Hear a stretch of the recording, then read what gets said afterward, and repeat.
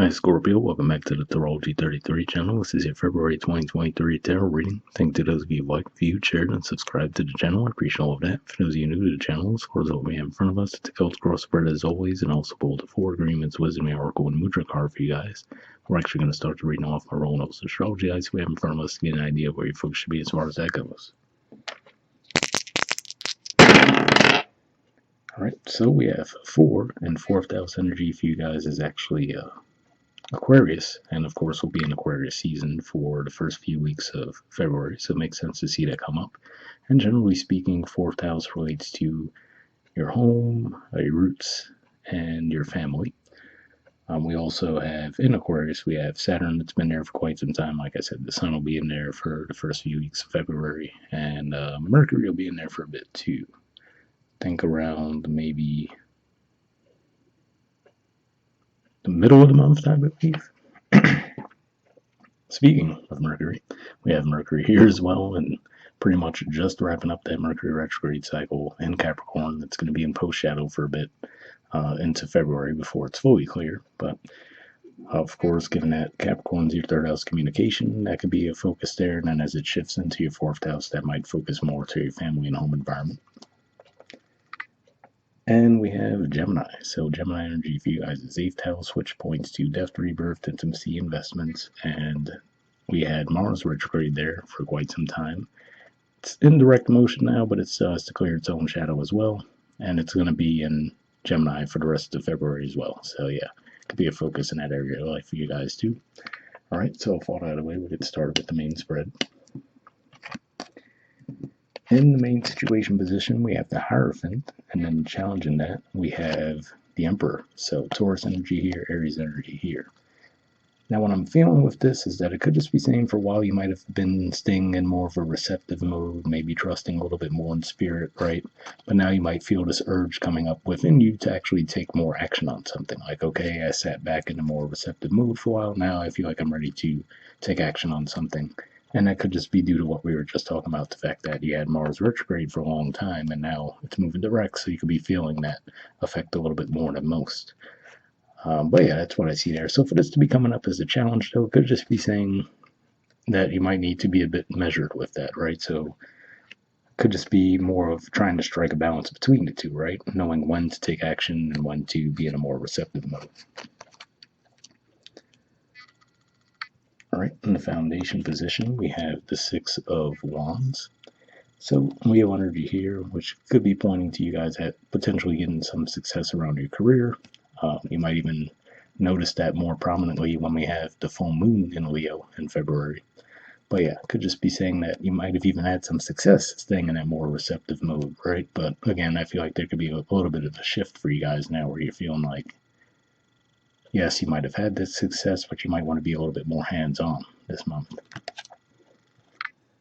All right.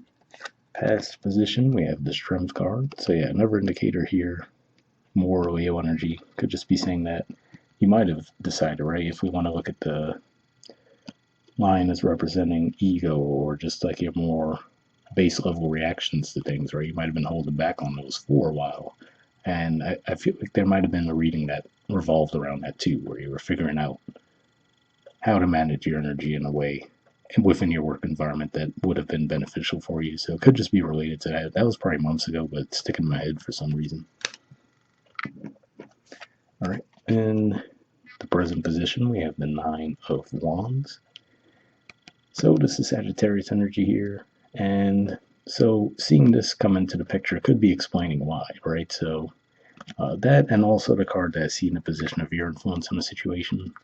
So, well, I was going to say we could jump ahead a little bit, but I'll probably talk more about it when we get here. But what I feel like this energy could be saying is you might feel like you're falling behind a little bit, right? Or possibly thinking that, okay, even if things have been steady for a bit, how long is that really going to last, right? So there could be a bit of skepticism that you guys are experiencing right now, and possibly related to your finances in some way.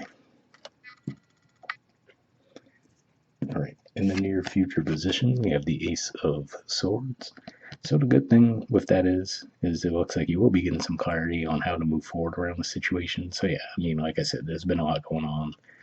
the Mercury retrograde being in your third house communication, and given that we see Mercury as a prominent role for you guys astrologically this month, could just be saying that as that fog clears from the post-retrograde period, you might get some clarity around something that might have been proven to be a bit tricky for you in the past.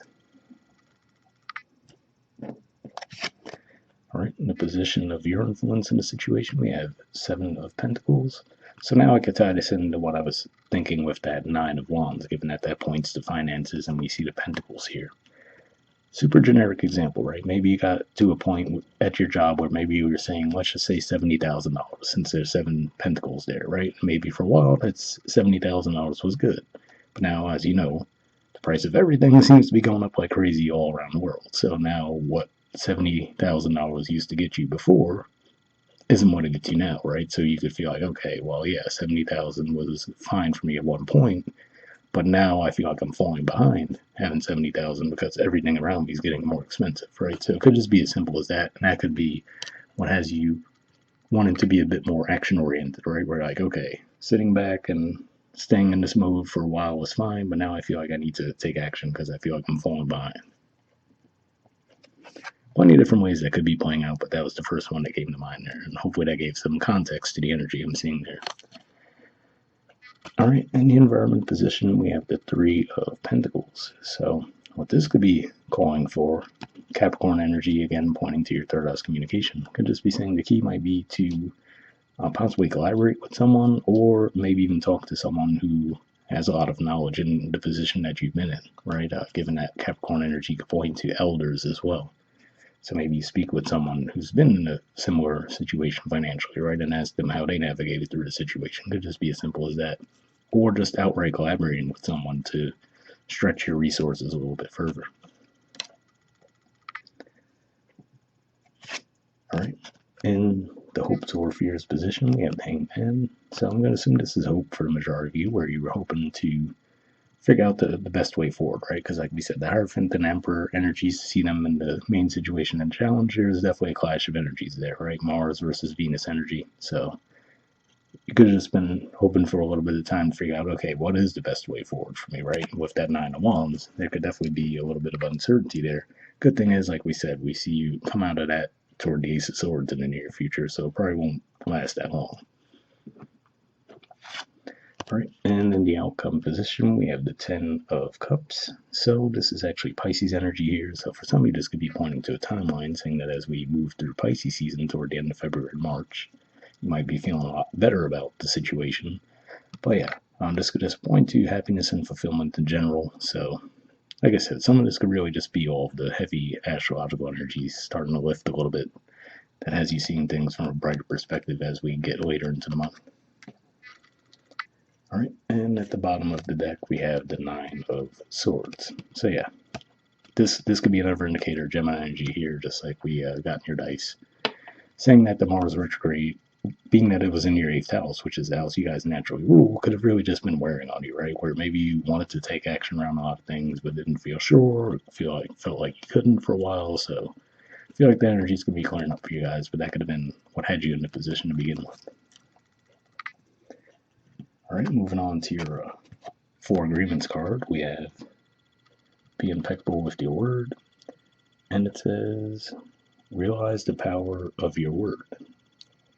Well, fitting, right? Given that we saw Mercury, we were talking about the retrograde stuff, but let's see what it says. Okay, it says your word is the power that you have to create. It is a gift that comes directly from God. So, pretty short message there, but I could see where that fits. And like we said, as the retrograde energy clears out, you guys might feel like your ability to come across clearly with your communication would be helpful. So, hope that resonated. All right, moving on to your Wisdom Oracle card, we have Buy the Book. There's the artwork, and the number is 11. So let's see what this has to say. Okay, central meanings says abiding by social rules, conformity, respecting cultural or family customs, universal laws. The Oracle's message: the universe works within the structure of divine laws and principles that provides a framework for human experience and evolution. The law of abundance, the law of prayer, the law of karma, the law of attraction, the law of thought, the law of compensation, and the law of nature are only a few that are known. These principles create perfect order and operate with a kind of precision beyond human understanding. Even revolution has its place in universal law. Human beings, in turn, have their own laws and customs that vary from culture to culture and family to family. Laws keep social order and govern behavior, reflecting an instinctive understanding that harmony is important. This is a time to learn these laws and conform to them rather than being the rebel and flouting them. When this card appears, submit to structure and follow the rules, even if they seem to make no sense. Release resistance, for universal laws will correct any disharmony. Open your eyes to those laws, and it will be easier to go by the book at this time. So interesting message there, because reading that made me think of the contrast between the Hierophant and the Emperor energy, right? Where, like I said, it feels like you might have been trusting in spirit and going by the book a little bit, but now you feel this urge to kind of take the reins in a certain situation. So hopefully that resonated with you. The relationship message, excuse me, says getting along with others entails understanding and respecting who they have become as a result of their environment, culture, and experience. Find a middle ground that allows the relationship to flourish while honoring the individuality of the other person. Play things by the book instead of trying to break the rules or pressure others to conform to the way you want to do them. Your connection will deepen as a result. So, interesting message there, right? If this is around a one-to-one relationship, I don't necessarily see much of a push-pull dynamic there, but I will say if this represents the energy of someone else you're dealing with, it looks like they would be willing to collaborate and actually work on improving the situation, but there could just need to be a need for some communication around that. Like we said with the Mercury, maybe that wasn't the best time to have it in the month of January and even early February, but maybe around the middle of the month would be a good time to address it. All right, the prosperity message says at this time you can expect a return on your investment. Whatever you have pursued, be it a dream you've long cherished, a skill you've cultivated, or a service you're called to, will come to you if you are willing to go by the book. You don't need to reinvent the wheel to be successful. Follow in the footsteps of others who have already achieved the thing you're striving for.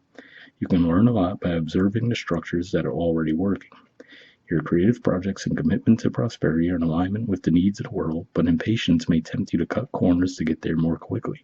Stick with what you know works, and you will attract abundance. So yeah, definitely a pretty positive message there. The part where it said follow in the footsteps of others made me think of what we were talking about with the Three of Pentacles energy there, and cutting corners, right? We were talking about where maybe you're just feeling this urge to be a bit more hands-on, so maybe you'll find that happy medium this month. But lastly, we have a mudra for you guys. All right, this is your mudra here. It's the Yoni mudra. The keyword for it is receptivity. Okay, so there's a lot on this card, so what I'll do is I'll hold it up for a second here if you want to pause it to take a screenshot to read what it has to say. And then I'll move it up to get the rest in the frame. But under benefits, it says improves the health of the sexual organs, invites a healthy sense of sacredness around sexuality, increases receptivity, fluidity, and emotional sensitivity, serves as a gateway to embrace what we can't understand, creates a physical mandala to worship the divine feminine. So if that sounds like a mudra that can be beneficial for you guys, I'll put the name in the description below. As always, we'll wrap up there, and I'll see you guys next month. All right, bye.